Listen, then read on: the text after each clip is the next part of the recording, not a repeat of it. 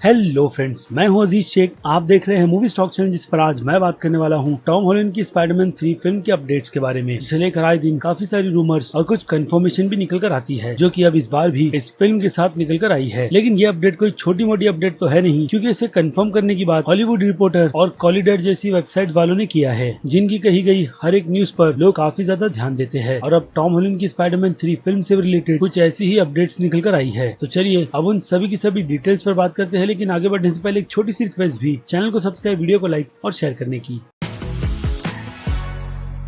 So friend, जैसा कि आप सभी को पता होगा कि कुछ दिन पहले अल्फ्रेड मरीना के कैरेक्टर डॉक्टर ऑक्टोपस की रूमर निकल कर आई थी कि उनका वही कैरेक्टर हमें टॉम हॉलैंड की स्पाइडरमैन 3 फिल्म में नजर आ सकता है। तब उसकी कंफर्मेशन हॉलीवुड रिपोर्टर वालों की तरफ से की गई है कि अल्फ्रेड मरीना एक बार फिर से हमें डॉक्टर ऑक्टोपस के ही रूप में एक अलग ही स्पाइडरमैन के यूनिवर्स में नजर आने वाले हैं, जो कि टॉम हॉलैंड के स्पाइडरमैन का यूनिवर्स है। और इसके पहले भी ऐसी ही कंफर्मेशन जेमी फॉक्स के इलेक्ट्रो को भी लेकर की गई थी कि वो भी हमें इस फिल्म में नजर आने वाले हैं। और ये दोनों ही विलेंस सोनी पिक्चर्स के अलग अलग स्पाइडरमैन की यूनिवर्स से आते हैं, जिसमें अगर जेमी फॉक्स के इलेक्ट्रो के कैरेक्टर की बात करें तो उनके इलेक्ट्रो के कैरेक्टर को हमने द अमेजिंग स्पाइडरमैन फिल्म में देखा था, जिस फिल्म में स्पाइडरमैन और पीटर पार्कर के कैरेक्टर का रोल प्ले किया था एंड्रू गारफील्ड ने। और बात करें अल्फ्रेड मरीना की, तो उन्हें हमने सैम राइमी की फिल्म स्पाइडरमैन 2 में देखा था, जिस फिल्म में पीटर पार्कर यानी कि स्पाइडरमैन के कैरेक्टर का रोल प्ले किया था टॉबी मैगवायर ने। जिसमें से सैम राइमी की बनाई गई ये स्पाइडरमैन 2 फिल्म सुपर हीरोज की लिस्ट में एक काफी वेल नोन फिल्म मानी जाती है। और अगर स्पाइडरमैन की लिस्ट में देखी जाए तो यही स्पाइडरमैन 2 फिल्म उस लिस्ट में फर्स्ट पोजीशन पर आती है अब भी, जो कि मेरी पर्सनल फेवरेट भी बहुत ज्यादा है। इसके बाद जाकर मुझे स्पाइडरमैन के यूनिवर्स में Spiderman into the multiverse film पसंद आई थी, और फिर टॉम हॉलैंड की Spiderman far from home film. और शायद हो सकता है कि अब टॉम हॉलैंड की स्पाइडरमैन 3 फिल्म इन तीनों ही स्पाइडरमैन की फिल्मों के मुकाबले में काफी ज्यादा अच्छी बनाई जाए, क्योंकि डिटेल्स तो कुछ इसी तरीके की है इस फिल्म को लेकर, जिसकी बस कंफर्मेशन की बात अगर कहीं पर जाकर अटकती है तो वो है इस स्पाइडरमैन फिल्म के स्टूडियोज, यानी कि सोनी पिक्चर्स और मार्वल स्टूडियो भी, जिनकी तरफ से अब तक कोई भी कंफर्मेशन नहीं की गई है, और न ही इस फिल्म के टाइटल की भी, जो कि एक काफी बड़ा सस्पेंस है। लेकिन अगर हॉलीवुड रिपोर्टर्स की तरफ से ऐसी किसी बात को कंफर्म किया जाता है तो वो बात कोई छोटी मोटी बात तो है नहीं, क्योंकि हॉलीवुड इंडस्ट्री के अंदर क्या चल रहा है और क्या नहीं, सोर्सेस उन्हें सारी की सारी बातें बताते हैं, जिसमें आज तक इन बड़ी बड़ी वेबसाइट्स की तरफ से तो कोई भी फेक न्यूज को सर्कुलेट नहीं किया गया है। इसीलिए ऐसी बड़ी बड़ी वेबसाइट्स पर काफी लोगों का ट्रस्ट बना हुआ है। लेकिन अगर इन दोनों ही कैरेक्टर्स को लेकर प्रॉब्लम की बात करें, जो कि अल्फ्रेड मरीना और जेमी फॉक्स का कैरेक्टर है, तो अगर आपने दोनों ही फिल्मों को काफी ज्यादा ध्यान से देखा है और आपको फिल्म की एंडिंग पता है, तो आपको ये भी याद होगा कि उन दोनों ही फिल्मों के एंड में इन दोनों ही विलेंस को मार दिया गया था, जो चीज एक काफी बड़ा क्वेश्चन मार्क है कि अगर ये कैरेक्टर्स एक्चुअल में मारे गए हैं तो फिर टॉम हॉलैंड के यूनिवर्स के अंदर इन कैरेक्टर्स को फिर से जिंदा कैसे किया जा सकता है। तो अब इस पर निकल कर आती है कुछ थियरीज और कुछ कंफर्मेशन ये, जो कि खुद जेमी फॉक्स ने अपने इंस्टाग्राम अकाउंट पर डालकर दी थी कि उनके इलेक्ट्रो का कैरेक्टर इस बार पूरी तरीके से कॉमिक बुक से इंस्पायर होगा, यानी कि ब्लू लाइट वाला नहीं बल्कि येलो लाइटनिंग वाला, जो कि क्लियर इंडिकेशन है कि टॉम हॉलैंड के स्पाइडरमैन के यूनिवर्स में जिस मल्टीवर्स के कॉन्सेप्ट को ऐड किया जा रहा है, उस कॉन्सेप्ट के हिसाब से शायद जेमी फॉक्स का इलेक्ट्रो एक अलग ही यूनिवर्स का इलेक्ट्रो होगा, या फिर ऐसा भी हो सकता है कि ये यूनिवर्स टॉम हॉलैंड का हो, जिस यूनिवर्स में इलेक्ट्रो बिल्कुल ही डिफरेंट है। और रही बात अल्फ्रेड मरीना के कैरेक्टर डॉक्टर ऑक्टोपस की, तो जिस तरीके की अडेप्टेशन उनके डॉक्टर ऑक्टोपस को लेकर सैम राइमी ने की थी, वो आज तक की सबसे परफेक्ट एग्जाम्पल है विलेंस के कैरेक्टर को लेकर, जिसमें अगर जरा सी भी चेंजेस की जाती है तो डेफिनेटली काफी सारे फैंस नहीं बल्कि हिसाब से बहुत ही ज्यादा फैंस उस अपग्रेड को लेकर बहुत ही ज्यादा नाराज हो गए, जिनमें से मैं भी एक हूँ, क्योंकि मुझे नहीं लगता है कि अल्फ्रेड मरीना के डॉक्टर ऑक्टोपस को लेकर किसी भी तरीके का अपडेट किया जाना चाहिए, जो अगेन डिफरेंट यूनिवर्स के चलते डेफिनेटली तो होने ही वाला है। और अगर यहाँ पर फैंस की थियरीज को ऐड किया जाए तो फैंस के हिसाब से उन्हें ऐसा लगता है कि उन दोनों ही फिल्मों के एंड के बैटल में ये कैरेक्टर्स मरने से पहले वहाँ से पूरी तरीके से टेलीपोर्ट होकर सीधे टॉम हॉलैंड के यूनिवर्स में आ जाएंगे, जिसका पूरा ब्लेम अगेन थियरी के हिसाब से डॉक्टर स्ट्रेंज पर ही डाला जा रहा है, जो इस फिल्म में पीटर के मेंटोर भी है, और मेंटोर के हिसाब से डॉक्टर स्ट्रेंज को पीटर की मदद भी करनी है, जिस सिचुएशन को हमने Spiderman far from home film के एंड में देखा, यानी कि पीटर की आइडेंटिटी रिवील हो जाना सभी के सामने कि एक्चुअल में स्पाइडरमैन पीटर पार्कर ही है, जिस वजह से उस पर एक मर्डर के चार्जेस के साथ साथ काफी बड़ी मुसीबत उन लोगों की भी आने वाली है जिन लोगों से पीटर ने पंगा लिया है, खास करके वॉल्चर और स्कॉर्पियो का कैरेक्टर, जो अगेन रूमर के चलते शायद हमें इस फिल्म में नजर आने वाले हैं। और यहीं से फिल्म के टाइटल का भी अंदाजा लगाया जाए तो फैंस और कुछ रूमर के अकॉर्डिंग इस फिल्म के टाइटल को स्पाइडरमैन होम रन भी कहा जा रहा है, और रही बात फिल्म के टाइटल और फिल्म के फर्स्ट लुक या फिर टीजर की, तो अब इसकी एक और रूमर निकल कर आई है, जो कि है कल यानी के 10 दिसंबर की, जिस दिन डिज्नी की इन्वेस्टर मीटिंग है, जिस मीटिंग में Marvel studio, Pixar, Lucasfilm जैसे स्टूडियोज भी शामिल है, जिनके प्रोजेक्ट्स को उस इन्वेस्टर की मीटिंग्स में दिखाया जाएगा। और रूमर के अकॉर्डिंग उस मीटिंग में एमसीयू के आने वाले शेड्यूल की भी कुछ नई डिटेल्स लोगों के सामने रिवील की जाएगी, जिस पर अगर जैसे ही कोई अपडेट निकल कर आएगा तो डेफिनेटली उसकी डिटेल मैं आपको अपने चैनल पर अपडेट कर दे दूंगा। तो अब आते हैं फिर से स्पाइडरमैन 3 फिल्म के टॉपिक पर, जिसमें मैंने अब तक आपको एल्फ्रेड मरीना और जेमी फॉक्स के कैरेक्टर की डिटेल दी है, जो दोनों ही कंफर्म कर दिए गए हैं टॉम हॉलैंड की स्पाइडरमैन 3 फिल्म में। और अब बात करते हैं इस फिल्म के कुछ और एक्टर्स की कंफर्मेशन के बारे में,